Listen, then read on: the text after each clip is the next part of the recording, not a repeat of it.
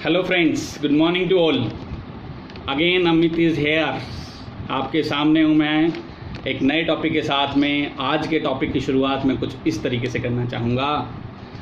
घर गुलजार सूने शहर, बस्ती बस्ती में कैद हर हस्ती हो गई।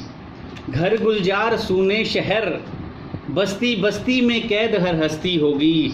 आज फिर ज़िंदगी महंगी और दौलत सस्ती हो गई।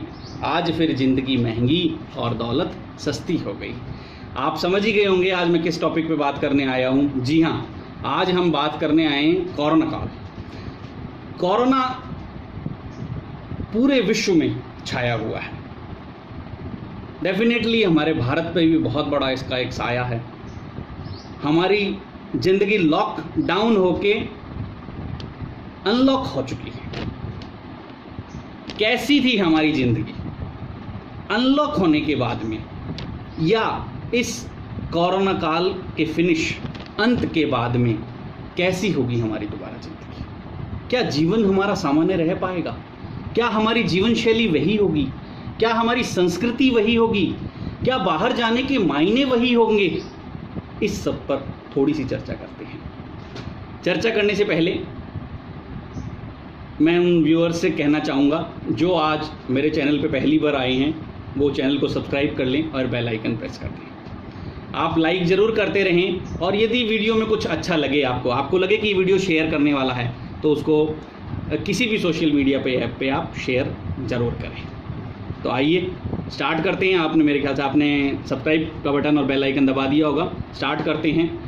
किसी विद्वान ने कहा है कि हर आपदा कुछ न कुछ लेकर आती है और कुछ न कुछ हमें सिखा जाती है।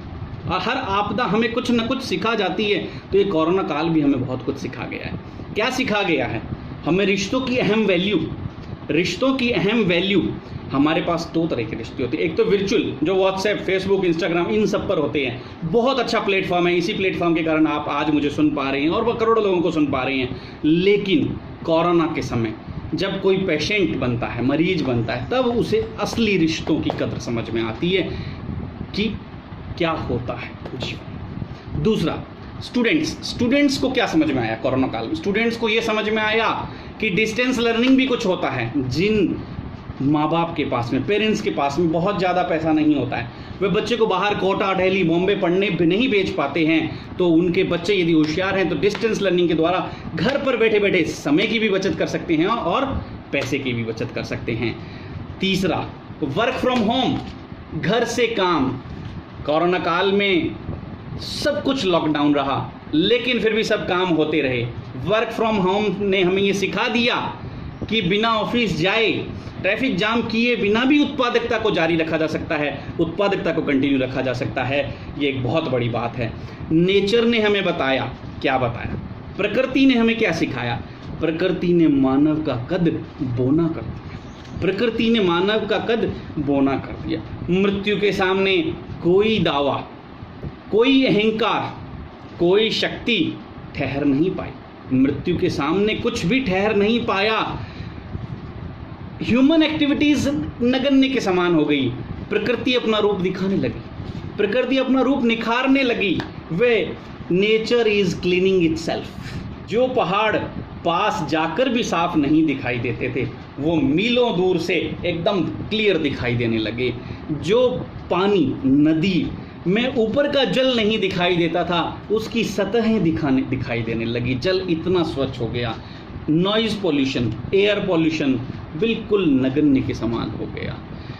मनुष्य को ये पता लग गया कि पृथ्वी पर सिर्फ हमारा ही अधिकार नहीं है, उन पर जानवरों का भी अधिकार है। सड़कों पर आ गए जानवर, जंगल के जानवर खुले घूमने लगे। देखने की चीज़ है। डिजिटलाइजेशन बढ़ गया, हर काम ऑनलाइन होने लगा।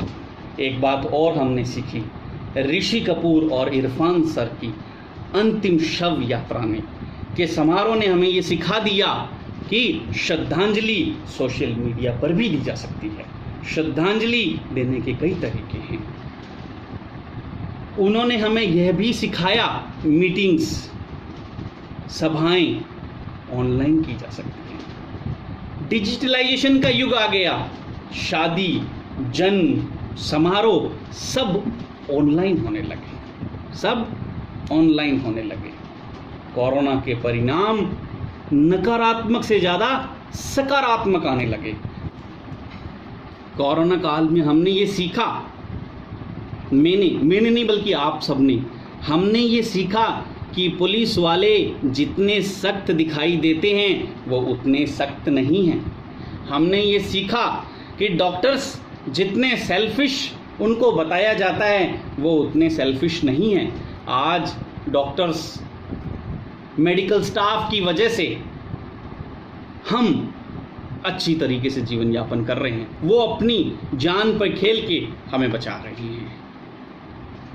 सरकारी सिस्टम को जितना लेज़ी बताया जाता है वो इतना लेज़ी नहीं है। आज हमारी लाइफलाइन सारी सरकारी सिस्टम के हाथ में है, सारी सरकारी सिस्टम के हाथ में है। देखिए आप कहाँ पीछे है सरकार। गवर्नमेंट जिसको बताया जाता था कि काम नहीं करती है, आज कर रही है। रिजल्ट सबके सामने हैं। आगे आने वाले टाइम में बात की जा रही है, कोरोना के इफेक्ट में ई इलेक्शन होंगे और हम इतने सतर्क हो गए हैं कि जनसंपर्क मायने नहीं रखेगा, मायने रखेगा कम संपर्क। लॉकडाउन के समय हमने पहचाना अपने जीवन का महत्व, अपने जीवन की आज़ादी, उन पिंजरों में कैद पक्षियों की मानसिकता, इन सब को हमने पहचाना। पहले इतनी वैल्यू नहीं थी जितनी जीवन की आज वैल्यू हो गई है। मनुष्य चांद और मंगल ग्रह पर तो पहुंच गया, मनुष्य चांद और मंगल ग्रह पर तो पहुंच गया, लेकिन इस नन्हे से छोटे से वायरस ने उसे जमीन पे ला टपका, उसने जमीन पर ला टपका, औकात दिखा दी मनुष्य को अपनी।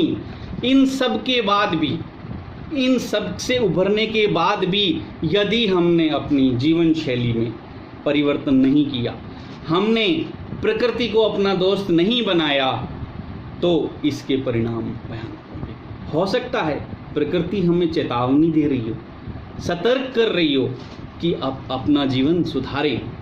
तो हम पहुंच गए सनातन धर्म की ओर, पीछे की ओर, उस युग की ओर जहां प्रकृति को अपना दोस्त समझा जाता था, उसके खिलाफ नहीं थे।